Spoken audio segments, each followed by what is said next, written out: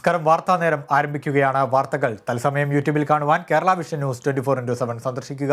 ഫേസ്ബുക്കിലും ഇൻസ്റ്റാഗ്രാമിലും ട്വിറ്ററിലും ഞങ്ങളെ ഫോളോ ചെയ്യാം. ആദ്യം പ്രധാന വാർത്തകളിലേക്ക്.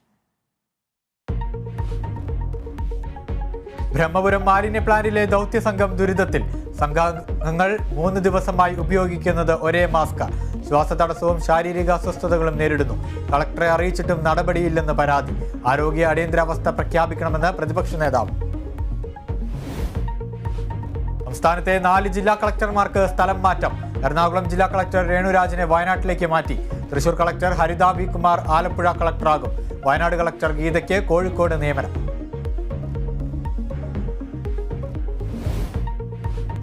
വർക്കല പാരാഗ്ലൈഡിംഗ് അപകടത്തിൽ നടപടി. ഫ്ലൈ അഡ്വഞ്ചേഴ്സ് കമ്പനിക്കെതിരെ മനഃപൂർവ്വമല്ലാത്ത നരഹത്യാശ്രമത്തിന് കേസെടുത്തു. കമ്പനിയുടെ മകൾ ഒളിവിലെന്ന് പോലീസ്. അപകടത്തിൽ ട്രെയിനർ ഉൾപ്പെടെ 3 പേർ അറസ്റ്റിൽ. ഡൽഹി മദ്യനയ കേസിൽ തെലങ്കാന മുഖ്യമന്ത്രിയുടെ മകൾക്ക് ഇഡി നോട്ടീസ്. കെ ചന്ദ്രശേഖർ റാവുവിന്റെ മകൾ കെ കവിതയോട് ചോദ്യം ചെയ്യലിന് ഹാജരാകാൻ നിർദ്ദേശം. നാളെ ഹാജരാകുവാൻ നോട്ടീസ്. വനിതാ പ്രീമിയർ ലീഗിൽ ഇന്ന് ബാംഗ്ലൂരു ഗുജറാത്ത് പോരാട്ടം. ഇരു ടീമുകൾക്കും ഇറങ്ങുന്നത് ടൂർണമെന്റിലെ ആദ്യ ജയം പ്രതീക്ഷിച്ച്. ISLൽ ആദ്യപാദ സെമിയിൽ മുംബൈ സിറ്റിയെ തകർത്ത് ബംഗളൂരു FC.